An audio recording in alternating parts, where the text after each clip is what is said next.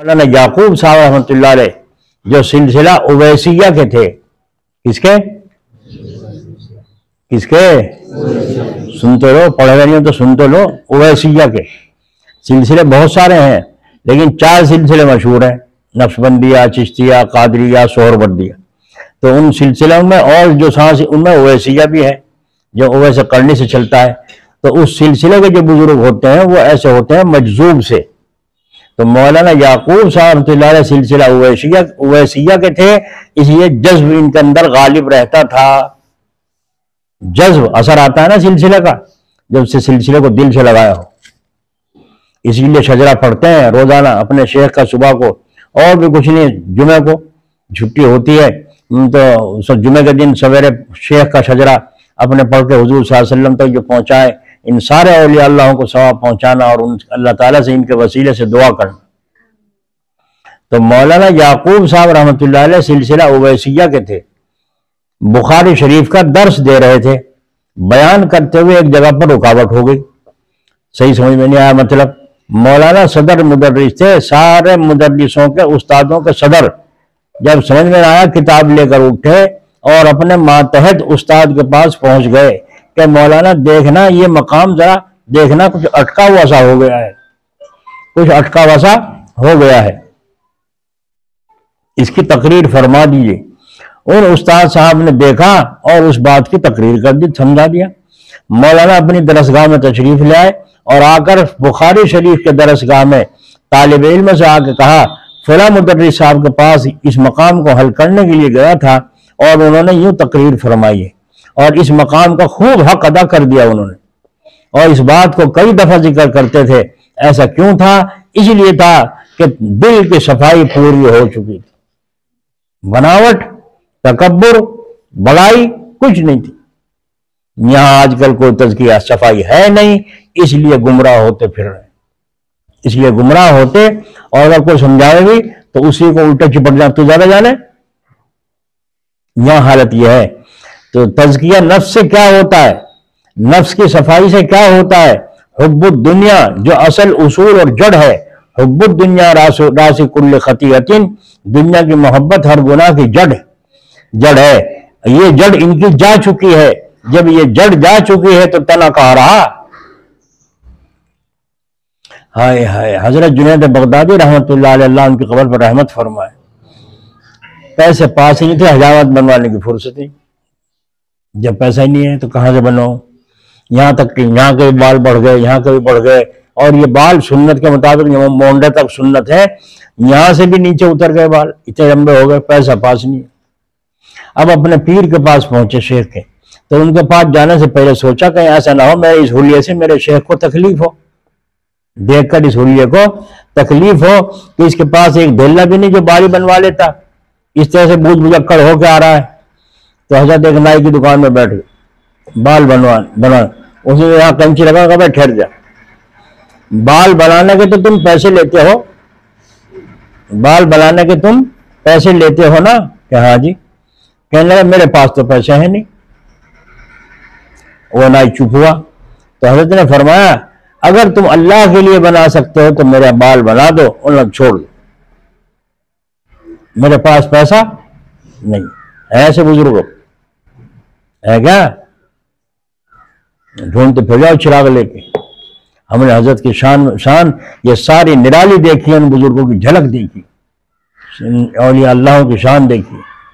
جب مدرسے میں پیسہ نہیں تھا اور کمرے میں دقت ہو گئی بچوں کو بیٹھنے کی، حضرت نے اینٹیں پتھوائی، تالاب پر جو پہلے کچی اینٹیں پاتھا کرتے تھے، فرما ہوتا تھا بڑا سارا، وہ اینٹیں پتھوائی، کھڑی کر دی، جب سوکھ گئی ان کو مدرسے میں لانا ہے، پیسے ہے نہیں، نہ اپنے پاس ہے نہ مدرسے میں ہے، کیا کروں؟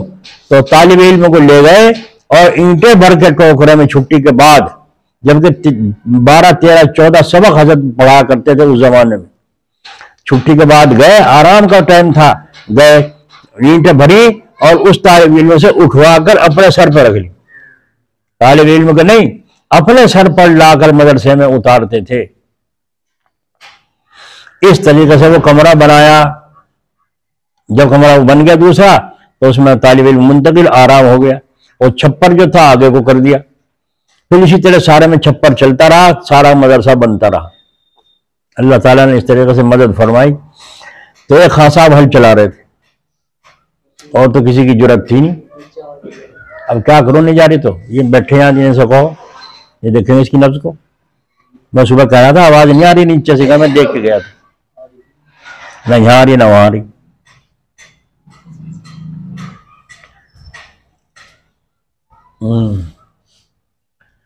خان صاحب وہ کہہ سکیں ایسی بات، اور تو کسی کی ہمت ہے ہی، ہے نا۔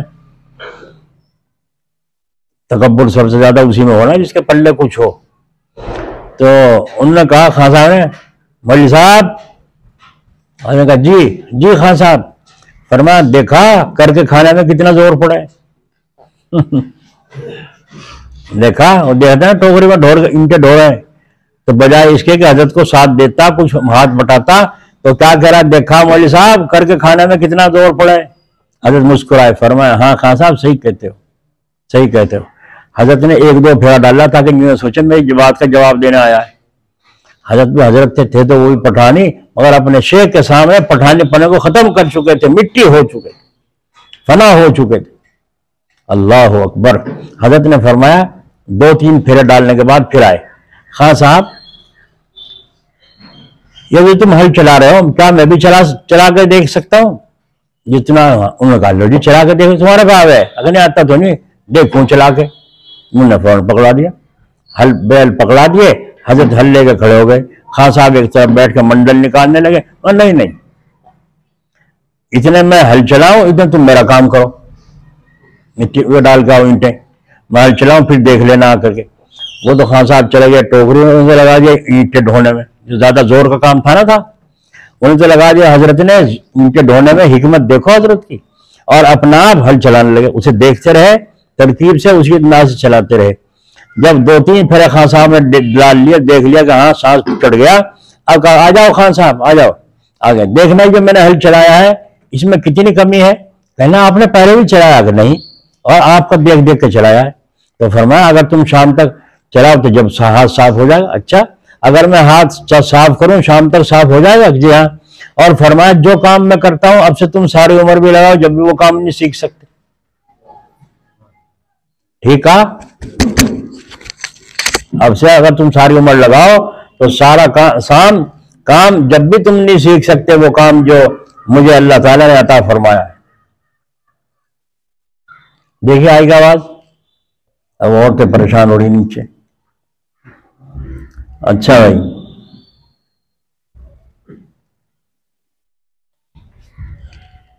کیا کہا؟ ہاں کہیں حضرت صحیح فرمایا، آپ نے صحیح فرمایا، خان صاحب کا بھی دماغ صحیح ہو گیا، ہاں صحیح فرمایا۔ اچھا یہ بتاؤ اینٹیں ڈھونے میں زور زیادہ پڑ رہا تھا یا ہل چلانے میں زور زیادہ پڑ رہا تھا؟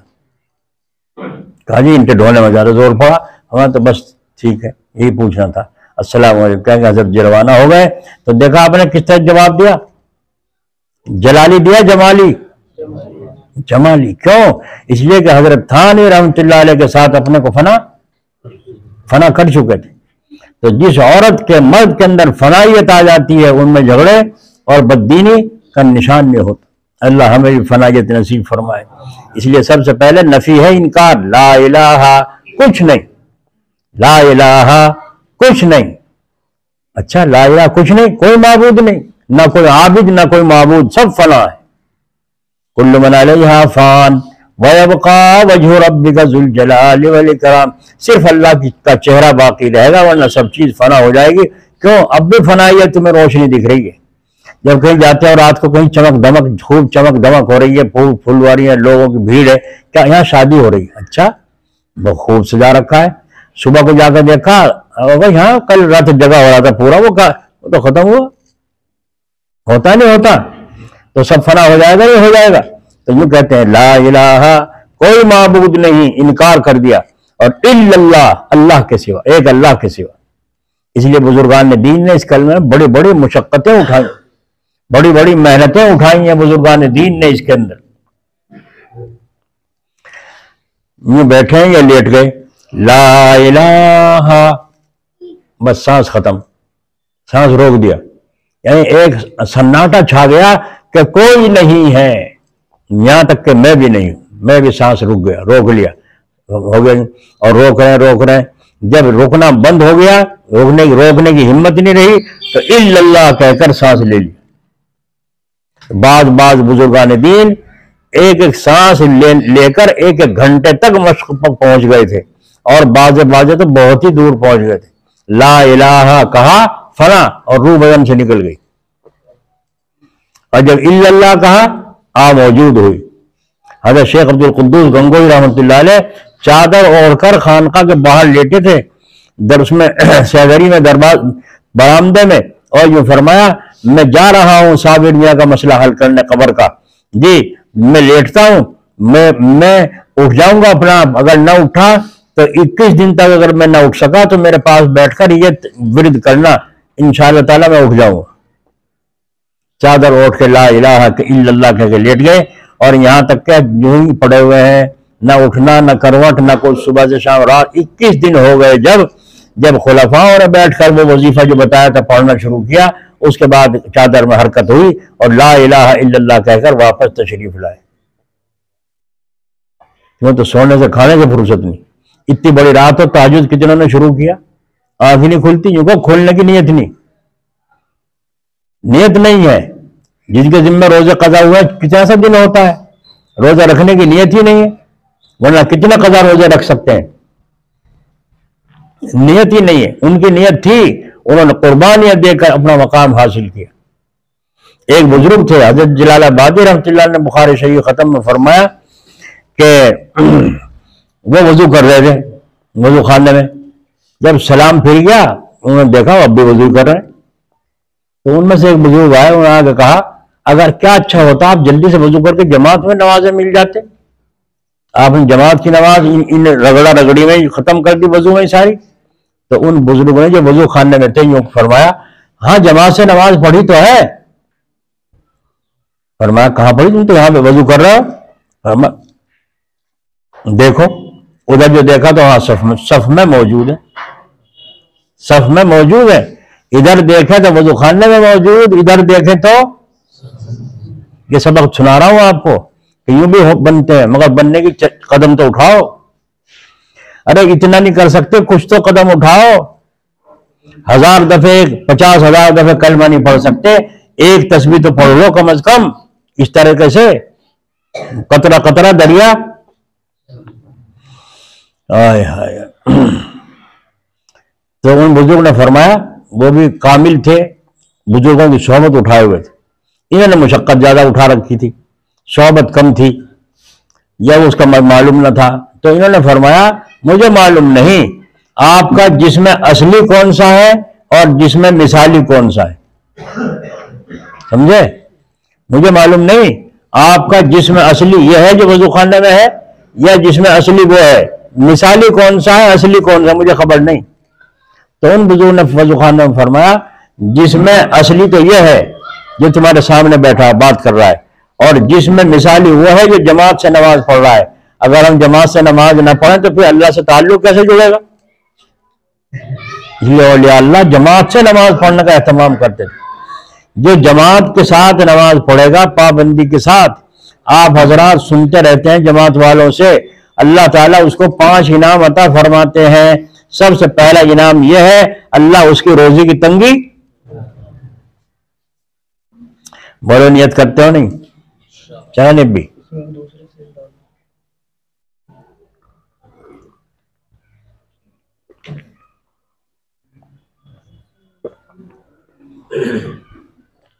سہل کو نکال کے رکھنا چاہیے، جیسے سے رکھو۔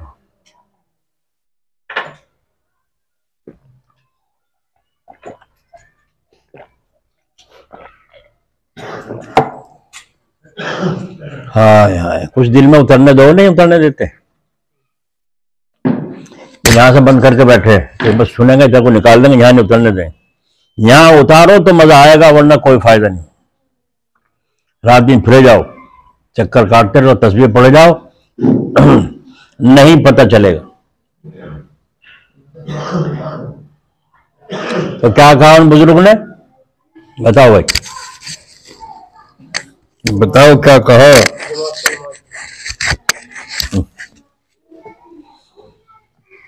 جس میں مثالی تو یہ ہے، اور جس میں مثالی تو وہ ہے جو صف میں ہے، اور جس میں اصلی یہ ہے۔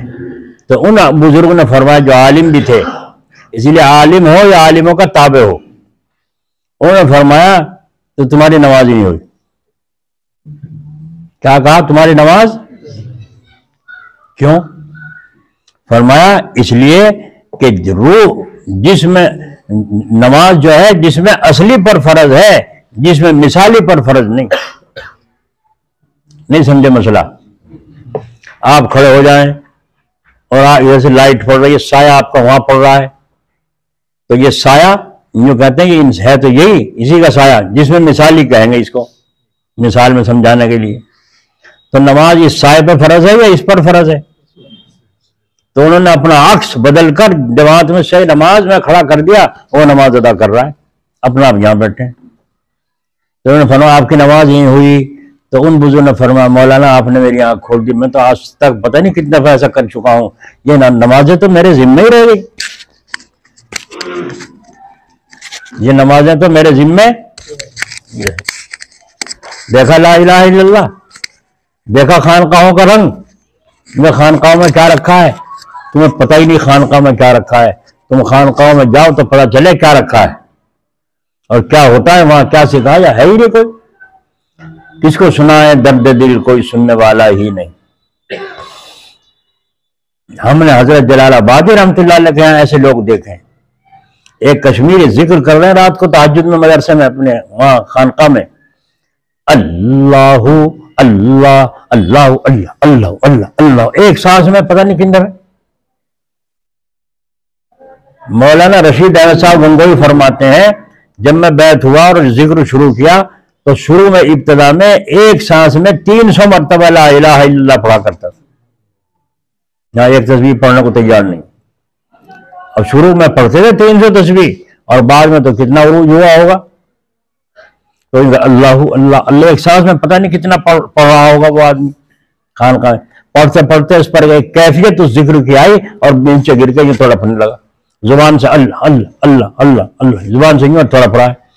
آس پاس والے اس کا ہاتھ دے کے بھاگے اور جا کر کے دیکھا تو اس طرح پھڑک رہا ہے، اٹھانے کی کوشش کی نہیں اٹھا، پانی پلایا نہیں پیا، یہاں تک کہ انہوں نے کہا حضرت کو اطلاع کرو، فوراً آدمی بھیجا حضرت کے پاس، حضرت کمرے میں سے باہر خود بخود تشریف لے آئے۔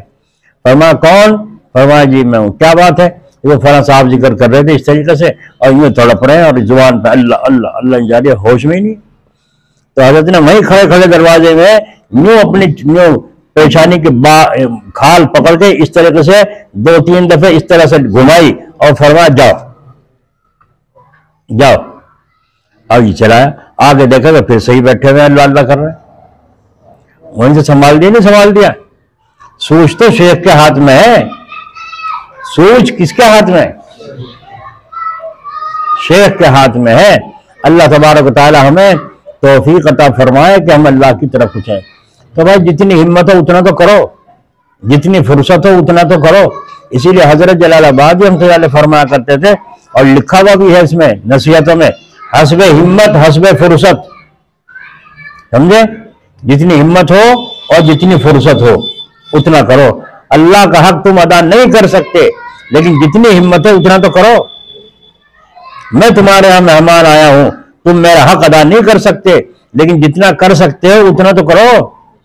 دال نہیں، میں تم گوشت قورمہ نہیں کھلا سکتے، ویسے سادہ گوشت ہی کھلا دو، آلو گوشت، اور وہ بھی نہیں کھلا سکتے، دال ہی کھلا دو پکا کر، نہیں سمجھے؟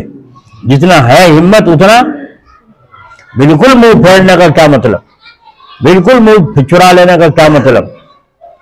تو جتنا ہمارے میں ہمت ہے، جتنی فرصت ہے اتنا تو کرو۔ اسی لیے میں بھی یہ کہا کرتا ہوں لوگوں کو، زیادہ تسبیح پڑھنے کی ضرورت نہیں، جتنی فرصت ہو اور جتنی ہمت ہو اتنا کام کرو، لیکن اپنے شیخ کو اپنے حالات کی پوری اطلاع دو، مجھے اتنی فرصت ہے، اتنا وقت ملتا ہے، اتنا نہیں۔ بعضوں کو بزرگ حضرت فرمایا کرتے تھے بس قرآن کریم کی تلاوت، 5 وقت کی نماز کے بعد تسبیح فاطمہ اور آیت الکرسی، اور باقی اپنا کام انجام دو، بس نوٹ کماؤ جا کے دکان پہ، پھیری کرو، اگر پیسے پلنے نہیں ہوگی، ایمان کو بھی کھو بیٹھو گے، تو اس کے لیے تسبیح میں لگانا ضروری ہے کہ نوٹ کمانے میں لگانا ضروری ہے مولانا صاحب؟ ہاں یہ کہیں گے نماز نہ چھوٹ نہ پائے، یہ فرض ہے، تسبیح فرض نہیں، حلال روزی کمانا بھی فرض ہے، اور نماز کے بعد فرض ہے، پہلے نماز فرض ہے۔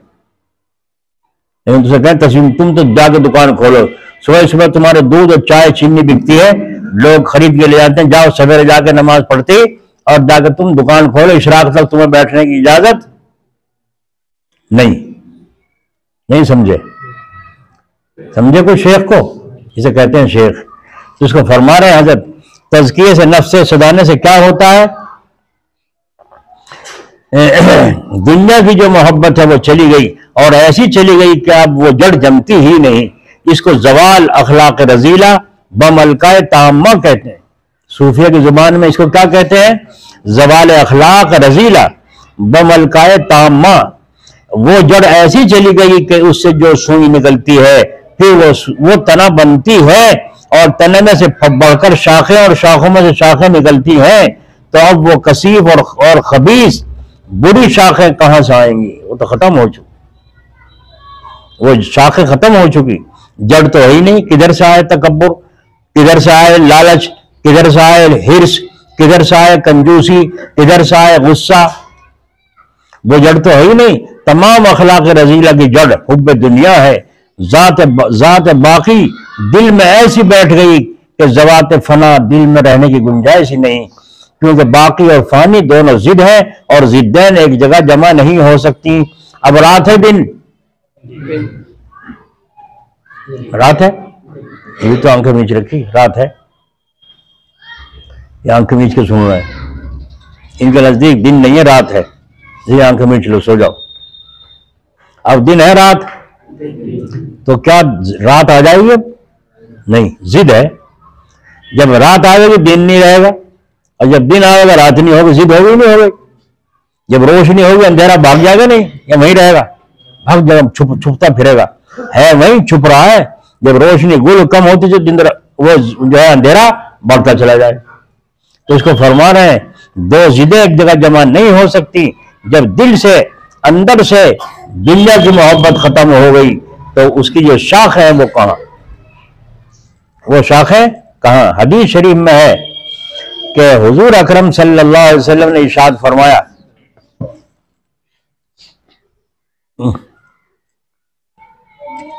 آیا نہیں وہ وسیم؟ دیکھیے 3 بھی بج لیے، وسیم وہاں سے جھپٹ کے جلدی۔ تو کیا کہہ رہا تھا بھائی؟ حدیث شریف میں آتا ہے آدمی بوڑھا ہوتا جاتا ہے، 2 چیزیں اس کی جوان ہوتی جاتی ہیں۔ آدمی جو بوڑھا ہوتا جاتا ہے اس کی 2 چیزیں جوان، اوہو ایسی کون سی چیزیں بھائی جو 2 جوان ہوتی چلی جاتی ہیں؟ تو حضور صلی اللہ علیہ وسلم نے فرمایا لمبی لمبی آرزویں اور مال کی محبت۔ بڈھا آدمی اندر رکھے گا، بٹوں میں کر کے اندر کی جیب میں رکھے گا، اور جوان یہاں لگا کے چلے نوٹ تاکہ چمکے، ایک بار گڈی ہے چاہے وہ اندر کاغذ ہی بھر رکھے ہیں اس کے، لیکن اوپر نوٹ لگ رہا ہے۔ دوست مل گیا چلو کھاؤ رس گلے، اور بوڑھا آدمی سوچ سمجھ کے خرچ کرتا ہے۔ تو یہ فرمایا اس کو جوڑنے کی فکر، ارے بھائی دوا لانی، مجھے منڈل لانا ہے بیٹے، 10 روپے دیتا جا، حالانکہ جیب میں بٹوں میں دوا رکھے، وہ بیٹا بھی سمجھ رہا ہے کہ اندر کا بٹوا نہیں ہلنے دیتا بابا، 10 روپے مانگ رہا ہے، تو وہ بھی دے دیتا ہے، لو بگت جی خوش ہوگا، 10 کے بھی 20 لے لو۔ تو حضور نے فرمایا، تو ایک بادشاہ، ایک عالم جو ان کا بادشاہ کا عالم تھا، اسے لے کے گئے اور جا کے ان بزرگ سے ملاقات کی اور بزرگ کو ہدیہ پیش کیا۔ ان بزرگوں نے واپس کر دیا، انکار فرما دیا، طریقے سے انکار کر دیا، لیا نہیں۔ تو بادشاہ کے دل میں بہت اعتقاد بڑھا کہ ایسے اللہ والے دنیا کو بالکل منہ نہیں لگاتے، اتنی بڑی تھیلی بھری ہوئی اشرفیوں کی واپس کر دی۔ تو وہ جو مولانا صاحب ساتھ میں تھے ان کو برا لگا کہ بادشاہ کی نگاہ میں تو یہ بڑا بن گیا اور میں جو ہر وقت پاس رہوں، میرا بھاؤ گرا دیا اس نے، تو ہر وقت چکر میں رہے انعام ملے، اور دیکھ ایسے ہو اللہ والے۔ یوں کہے گا نہیں کہے گا بادشاہ گھر جا کے. تو ان عالم صاحب نے ترکیب لڑائی اس کو ان بزرگ کو نیچے دکھانے کی، بادشاہ کا اعتقاد ختم کرنے کی. انہوں نے کہا حضرت جا پناہ اگر اجازت ہو تو ایک بات پوچھ لوں میں ان بزرگ سے. حضرت سے پوچھ لو، اجازت ہے. بادشاہ نے بھی غور سے سنا. انہوں نے کہا حضرت آپ نے جو یہ ہدیہ واپس کیا ہے حدیث کے خلاف ہے. حدیث آپ کے اس فعل کو جھٹلا رہی ہے کہ آپ کو ضرورت نہیں. فرمایا وہ کیسے کہ حدیث شریف میں ہے جب آدمی بوڑھا ہوتا جاتا ہے دو چیزیں اس کی جوان ہوتی جاتی ہیں، ہے نا.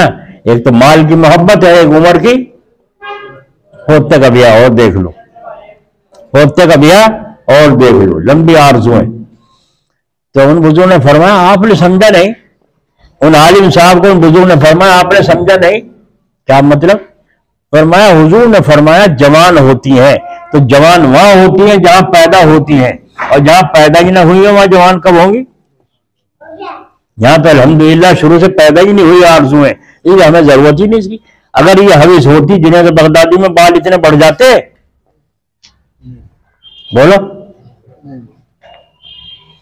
میں یہاں مسجد سے آیا تو حجام بیٹھا تھا نا، یہ خط بنوانا تھا تو میں نے خط بنوایا، جیب میں دیکھا تو پیسے نہیں. میں کہا پیسے نہیں آج تو پیسے نہیں ہیں. کہ کوئی بات نہیں پھر آ جائیں گے چھوڑو. میں نے کہا اب میں کیسے نکلوں اس کی دکان سے؟ بڑی غیرت آئی. تو جیب میں چاقو تھا، میں نے چاقو نکال کے اس کی دکان میں یہ رکھ لے اپنے پاس، پیسے آ جائیں گے چاقو لے چلا جائے گا. جی کیا کروں؟ نہیں کچھ نہیں، مجھے چھوڑ کے چلا ہے. جب اللہ نے دے دیے میں نے اس کے پیسے بھیجوائے، چاقو منگا لیا. کون سمجھے گا ہماری ان باتوں کو؟ دیکھیے ڈھونگ بنا رہا. چلو ڈھونگ سے تم سے تو نہیں کہتے ہمیں دے دو، ہم ڈھونگ بنا رہے ہیں. ہمارے پاس نہیں ہے، تم سے تو نہیں کہنا چندہ مانگنے جاتے ہمیں دے دو کچھ. تو یہ ہے اللہ لا الہ الا اللہ. تو کم از کم ایک تصویر نیت سے پڑھ لیا کرو، انکار اقرار، انکار اقرار. تو پھر دیکھو اس کے اندر کتنے خزانے چھپے ہوئے ہیں. انشاءاللہ اللہ تعالی نصیب فرمائے. چلو گردن جھکاؤ اور توجہ کے ساتھ ضرور لگاؤ.